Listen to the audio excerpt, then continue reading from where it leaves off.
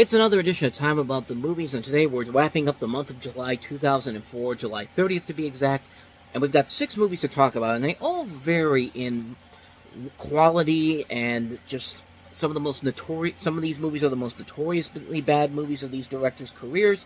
Some of them are actually very good. In fact, one of the movies we'll talk about was actually in my list of my top 30 favorite movies for the longest period of time until the last couple of years. But we'll get to those. We'll get to that one a little bit later. But before we do, we got 6 films to look at. We have a lot of films to get to. I'm already wasting your time as it is, so let's go ahead and get started. And we'll start off with the biggest new release of the weekend, and that is M. Night Shyamalan's The Village.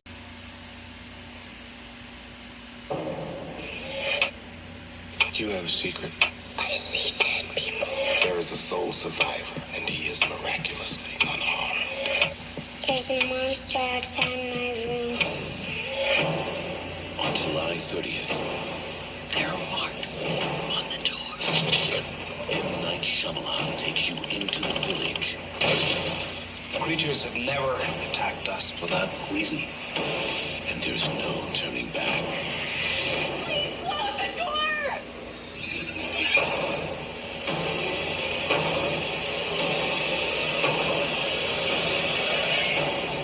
Don't let them in. M. Night Shyamalan's The Village.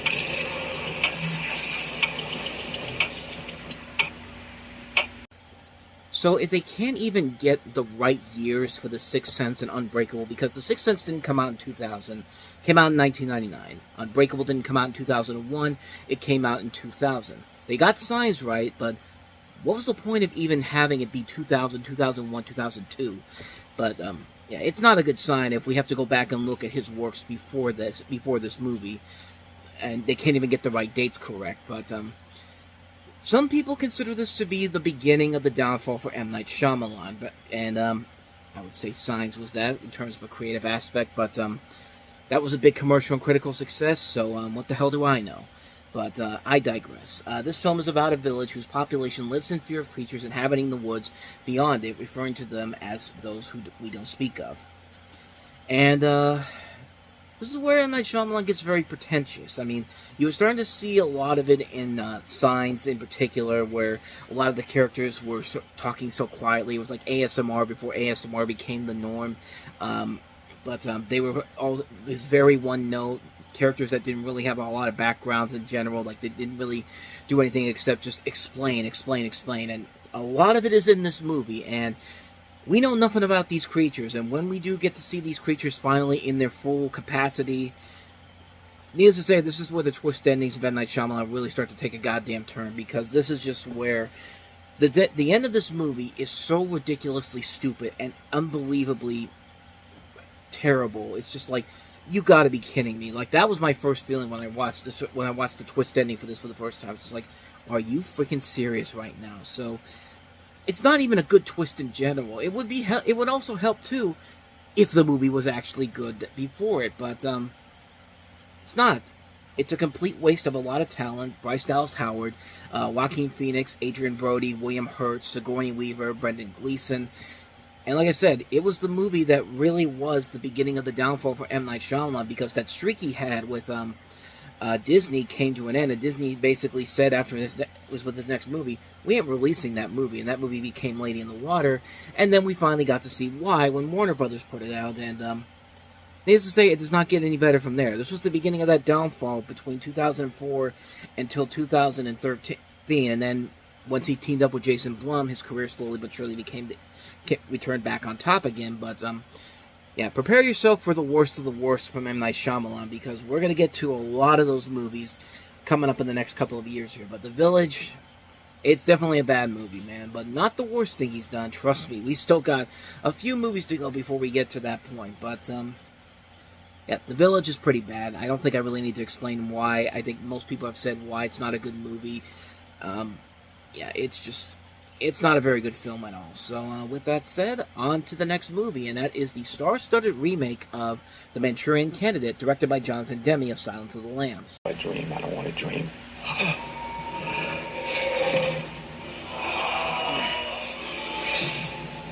Something happened out there in the desert that night. during that mission, and it's not what we thought it was, and it happened on my watch. We've been down this road with you before, yes? No, sir. Not this road. Sergeant Shaw, you ever dream about Kuwait? Captain Marco! How much do you actually know about your friend? I served under him. He was a good man. That's what the neighbors always say about serial killers. Somebody put an implant inside me.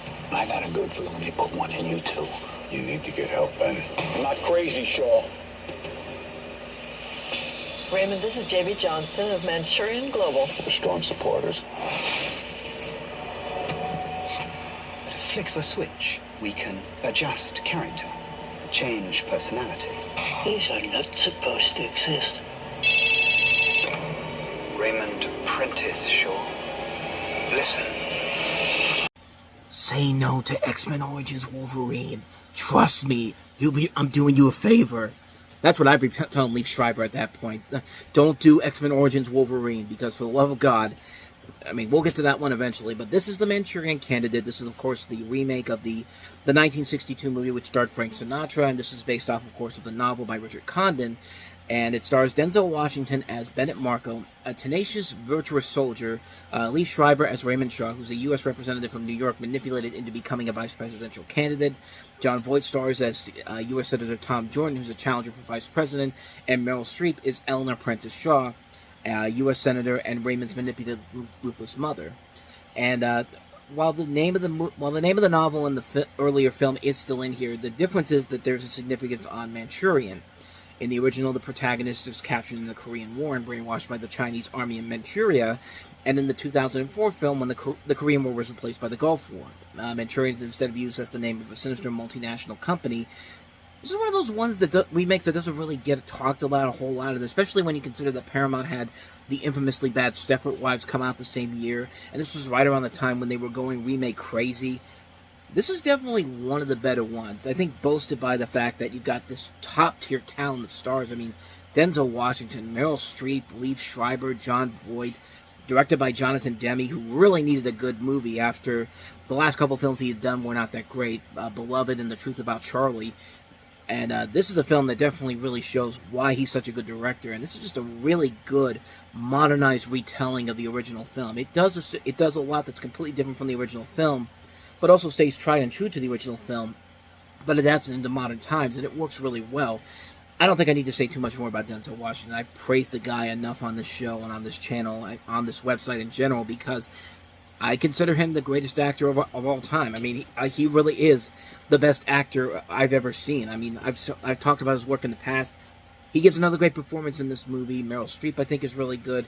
And Liev Schreiber really is very good as Raymond Shaw. He's very commanding in here.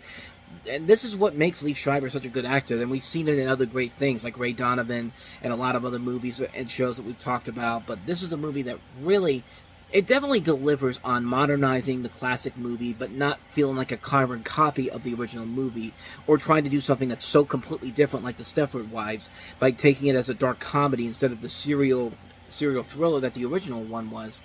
No, this movie does its job very well. It's a great remake. It distances itself from the original, but stays tried and true to the original, while adapting it into modern times. It's got a strong cast to make it work. It's very tension-filled. It's very intense. It can get scary at times, too.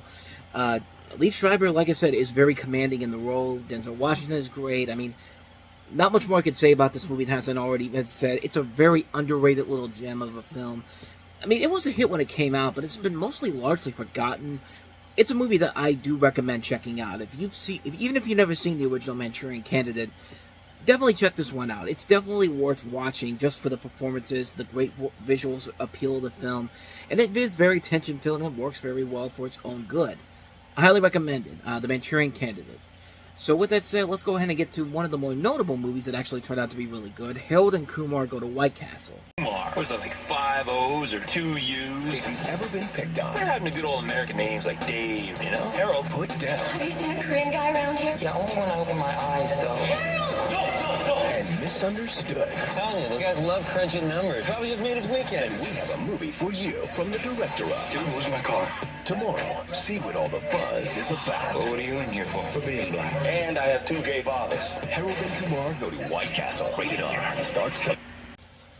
And that commercial there is probably one of the reasons why this wasn't a big box office hit when it came out, which is interesting because the trailer for it was actually pretty good, and the movie itself is a really great film. It was part of that great stretch of comedies we had in 2004 that really did not get them. It was one of the few ones that really didn't get the proper respect it deserved. But this isn't like Envy, where it's something that I feel like has gotten better with time. This was a movie that was really good from the get-go and got very well received by critics in general, but people just didn't go to see it the first time around. You have a story here that has a man, Harold and Kumar, played by John Cho and Cal Penn. They go on this adventure to a White Castle restaurant after smoking marijuana, and you wouldn't think that it wouldn't be that big of a deal in general, but the way they take this into an adventure that's so grand and so grandiose in general, like, it just works very well here, and the film does a very good job of giving these two guys really great chemistry. Cal Penn and John Cho work off each other so well in general. Like, Cal Penn's not playing the same character he played in Van Wilder. He's a completely different character altogether. It works very well to his advantage, and seeing John Cho, who had previously before this had like a small role in American Pie, and then did stuff like Off Center, which was a criminally underrated WB show that was axed after just a couple of seasons. Like, he gets a chance to really show his potential as a leading actor, but a lot of great performances in this movie, not just between the two of them, but you also have Paula Garces, who was in Clock Stoppers, who I thought was really good in here, David Krumholtz, Eddie K. Thomas, Chris Maloney, Ryan Reynolds also appears in this, so does Fred Willard, Anthony Anderson, with one of the funniest scenes in the whole movie, where he just tears the restaurant up. Come on, Boogie, let's burn this motherfucker down. Malin Ackerman's also in the movie as well. But of course, everyone remembers the most memorable thing about the movie in general is Neil Patrick Harris, who, I mean, this was my introduction to Neil Patrick Harris. I never saw Doogie Howser as a kid, but man, when I saw him in this movie, and he was easily one of the funniest things about the movie, and essentially led to his renaissance as an actor as a whole, because the following year he did Barney Stinson on How I Met Your Mother, which is still a great show, despite the ending not being that great. And everything that I always get excited to see anything Neil Patrick Harris is in now.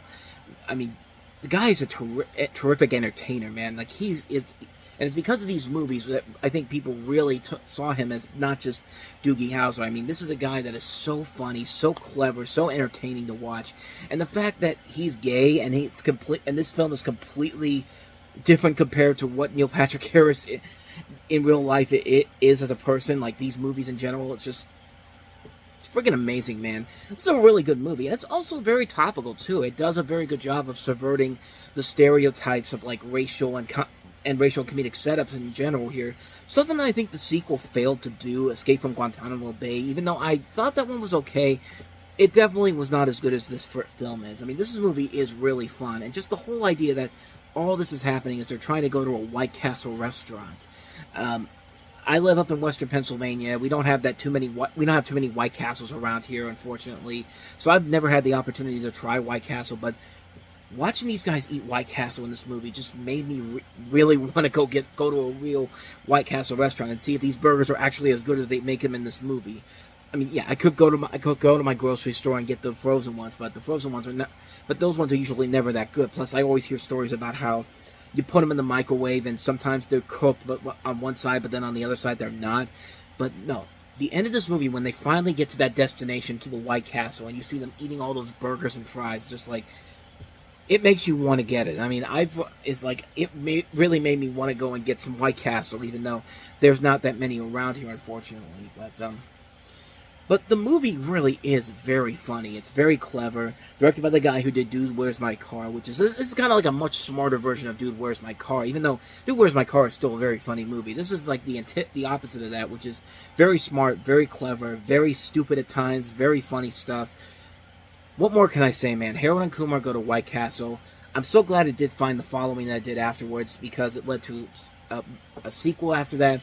And then probably the best overall is and then a nice return to form with the third film, the Christmas movie in 3D, which I think is definitely better than Escape from Guantanamo Bay. We'll get to Guantanamo Bay when we get to the 2008 season. April 2008 is when it came out, so we'll get to that movie eventually. But Harold and Kumar Go to White Castle, a classic movie, a great underrated comedy. Another great comedy from the year 2004. I mean, this was another great year for comedy in general, man. And this was another one of those examples of that. And this could be considered a comedy too. Maybe not the way they intended it to be, but Thunderbirds. Now on DVD and video, climb into the driver's seat Time to send their eyes. of the most advanced rescue vehicles Thunderbird 4 is go. on the planet.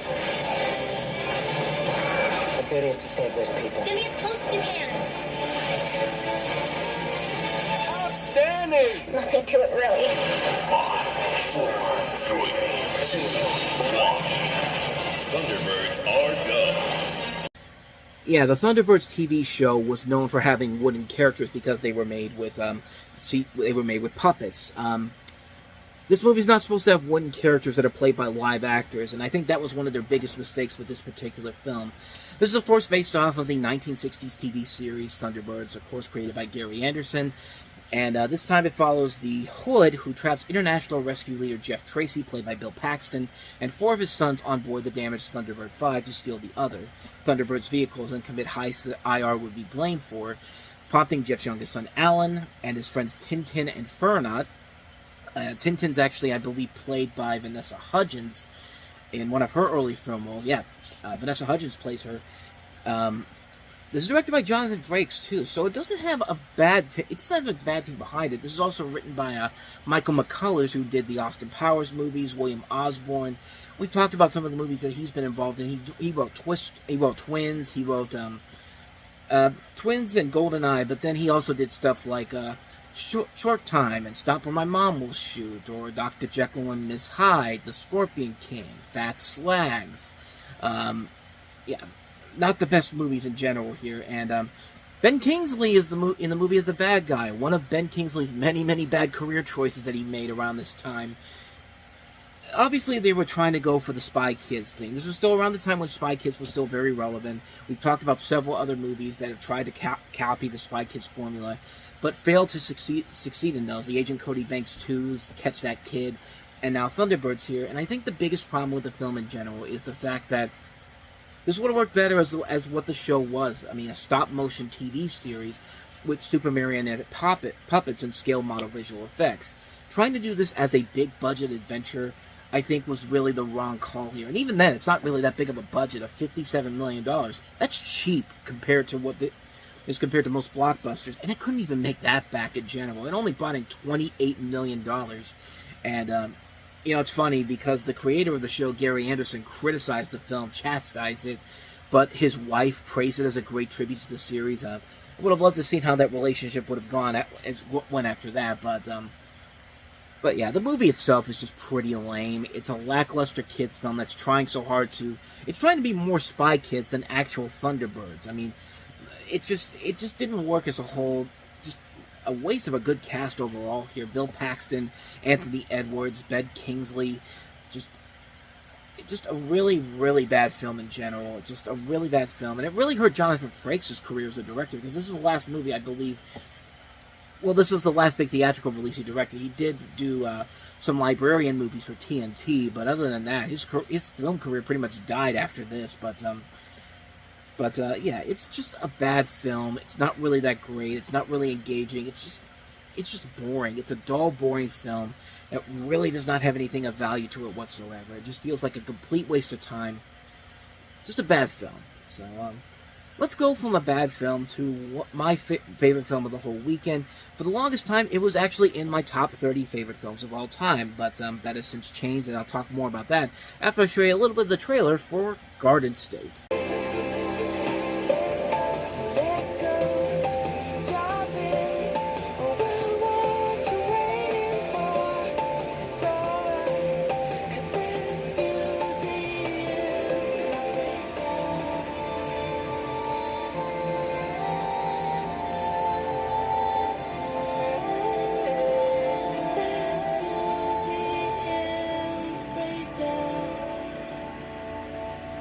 Now, unfortunately, I can't show the full trailer because the song There's Beauty in the Breakdown is playing through the majority of it, but I recommend checking out that full trailer because it's an amazing trailer. It got me really excited to see the movie, where you have Zach Braff here playing a 26-year-old actor-waiter who returns to his hometown in New Jersey after his mother dies. And Braff based the film off of his own real-life experiences. This was his directorial debut, After the years he had been on Scrubs, this was when his career was starting to begin to take off as in the world of film. Because the following year he'd be in Chicken Little, he'd do The Last Kiss after that, and needless to say, this film unfortunately doesn't. This film's a great movie, but unfortunately after that, there was a long period of time where he really did not do anything of noteworthiness in terms of his film career, and it's a shame because the movie really is fantastic. Like I said before, this was a movie that for the longest time was in my top 30 favorite films of all time, before films like the Lego Movie and Spider-Man Into the Spider-Verse took this movie out of it. But it's a movie I always remember seeing the first trailers and just like, what is this movie that I'm seeing here? And when I finally got around to seeing it, I'm so glad that I did, because it just is a fantastically put together film. A great, solid romantic dramedy that benefits from this great ensemble that includes Braff, Natalie Portman, Peter Skarsgård, Ian Holm.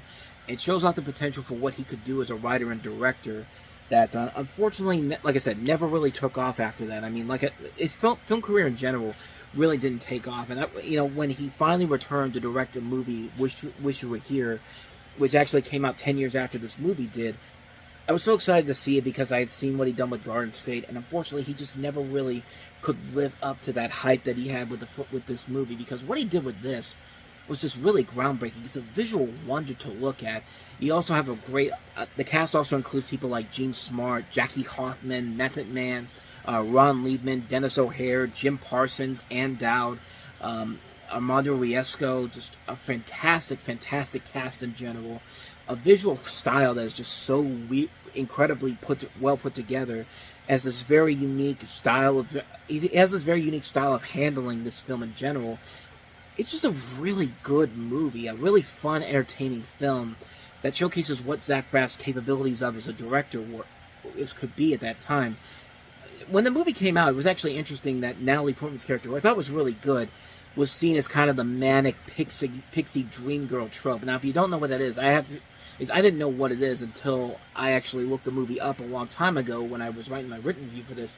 The whole idea is that it's a stock character type in fiction, usually depicted as a young woman with eccentric personality quirks who serves as the romantic interest for male protagonists, which, I mean, isn't that what most romantic comedy characters are? Females are in the case of this. I mean, they see it as like a trope, but I mean, I never really had a problem with it in general.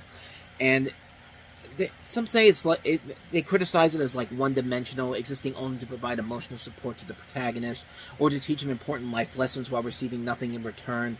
And some people might think that, but honestly, it never really bothered me because, like I said, that's what pretty much most romantic comedy female characters are in that case. I mean, they're there to be the emotional support to the main character, like give them a reason to go on this journey. And I really had no problem with it whatsoever. I thought Natalie Portman was very good in the film. She and Zach Braff have a lot of great chemistry together, and it really does show in this film. I mean, I think it's a wonderfully, wonderfully made film that really is very well done. It's a movie that may seem too much for people who expect more. It can be a little pretentious at times, but honestly, I thought it did it in more than just enough to really, really get me to really enjoy it as much as I did. I really thought that this was going to be something, when I first saw the trailers, I thought this was going to be something really, really good, and it really blew the expectations that I had for it going into it. I was pleasantly surprised at how much I enjoyed it the first time around, and how much the film would have an impact on me in terms of how I look in films in general. This was really my first independent film I really sought out to see, because this was, again, around the time when I was going to see movies on my own, and the chance to see this movie for the first time when it was coming out and really giving me a chance to explore my output in terms of what kind of films I would like. I really found myself really enjoying this film. I think it's a really fantastic film, a visual wonder, great music, a great cast, just a great story to tell, a nice coming-of-age story. I can't recommend this one enough. Garden State is a film that I really do like a lot. Like I said, I can't recommend it enough. Definitely check it out. You will not be disappointed by it. So with that said, let's go ahead and move on to our last movie, Spike Lee's latest film, and that is She Hate Me. You see this crease between my eyebrows? Yes, sir. That comes from worry. You're not going to deepen the crease, are you? That phone call? Bad idea. Possible insider trading. I can't let you through. I'm still vice president. You were vice president. Your account is frozen. What? Your account assets everything. Give me my money! Hey, Jack. Hello, Jack. What the hell are you doing here? I want you to be the father of my child. Alex and I are feeling maternal. Try a sperm bank. Please, that is like shopping for Gucci at Walmart. You're lesbians, right? We're business women. We'll pay you. I can't do this. You just got canned. And your current net worth is somewhere between 0 and the gross national debt. I know how to increase your cash flow. Now, have you lost your damn mind? Willing to pay $10,000 each. Sold. Knocking up a bunch of lesbians? That's some freaky shit. I think the trailer pretty much sums up a lot of the problems with the movie that we'll get to in just a little bit here, but this is She Hate Me, the latest film from Spike Lee, where you have Anthony Mackie as a Harvard-educated biotech executive, John Henry Jack Armstrong. I had to check just to make sure that that was actually the full name here, but no, that's the full name. I mean, it's that's what it is on IMDb and what it is on my original review here. But he gets fired when he's informed of his bosses launching an investigation into their business dealings by the Security and Exchange Commission. He's branded as a whistleblower and therefore unemployable, and Jack desperately needs to make a living. His former girlfriend Fatima, played by Kerry Washington, is a high-powered businesswoman and now a lesbian who offers him cash to impregnate her and her new girlfriend Alex. Jack is then persuaded by the chance to make easy money, word spread, and soon Jack is the baby-making business at $10,000 a try. Lesbians with a desire for motherhood and the cash to spare are lining up to seek his services. But between the attempts by his former employees to frame him for security fraud and his dubious fathering activities, Jack finds his life all at once becoming very complicated. Just like the movie itself. I didn't even show you the other half of the trailer where it turns into a court film. Like, it literally, the film is all over the place, and you have a movie that thinks it's trying to be something deep and thought-provoking, but it really can't decide if it just wants to be that, or as the consensus on Rotten Tomatoes calls it, a sex farce. And even then, the sex stuff isn't even that great in general, but I'll delve into that in just a second.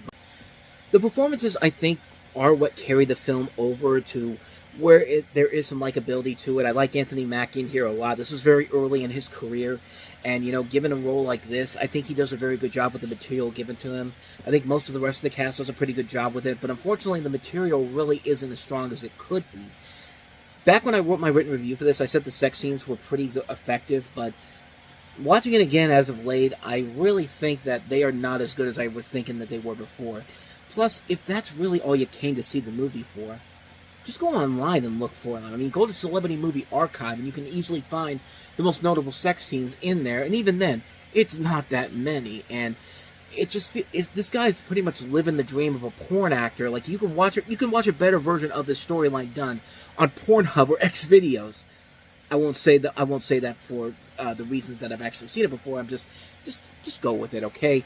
But anyway, it seems like Spike Lee just can't really seem to find the right motivation of the story he wants to tell. And I think that's really the biggest problem with the film. It's really hard to feel invested in what's going on if you can't tell what Spike Lee's trying to accomplish here. Because, like I said, sometimes it's a sex farce, sometimes it's a movie about insider trading, sometimes it's a courtroom movie, sometimes it's a movie about betraying the mafia. John Turturro plays a mafia boss in here. Like, so much is going on in this movie, and they can't figure out one single solitary thing to do to keep the movie afloat in general, and they have to have all these really good talents involved in here.